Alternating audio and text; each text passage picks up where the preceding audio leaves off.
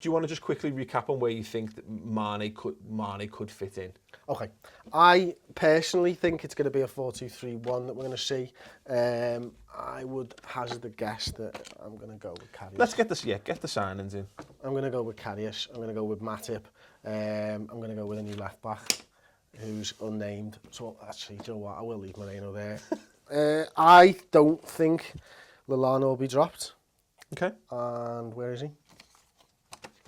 I think that's what we're going to see opening day of the season if no more signings come. And obviously if Sturridge doesn't get injured. So you think that Mane has been bought specifically for this I right-hand side?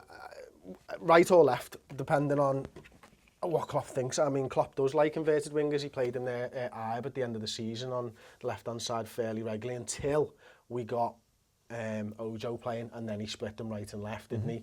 But I think this 3 is going to be really fluid, and I think it might just change on game. Is it possible that, because people talk about this like Mane, the way we talk about Alex Teixeira in January, that he is, because people saying he can play up front or whatever, that we are maybe getting a bit, I think you're just kind of hinting at there, we're getting a bit fixated on specific positions, is that because he can play there, or there, at any given situation, we could actually find him in any one of those positions. I think that's and that's what I was sort of driving at before with Coutinho and Lallana. Look, you know, people have been down on Lallana and stuff, but just from those 4 players, any one of them could pop up for 5 minutes of a game up front for a bit and fancy their chances, with the exception of Adam Lallana. Yeah. And, you know, you could swap them round. I think you could go into a game this season, and Mane could have played 3 games on the right-hand side, but their right-back could be a little bit slower than their left-back, and Mane suddenly pop up on the left-hand side for a game. I don't think it's going to be as cut and dry as that's the formation. I think these are going to change in-game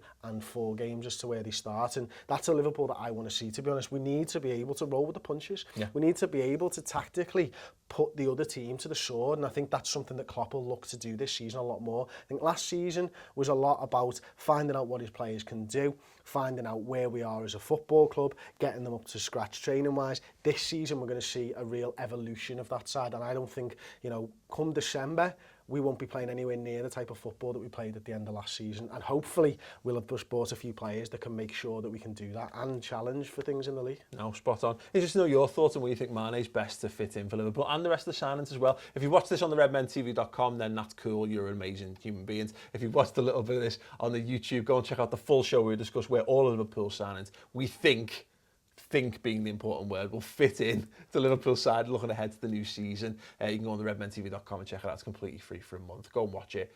It's amazing. We're amazing. And if you watch it there, you'll be amazing too.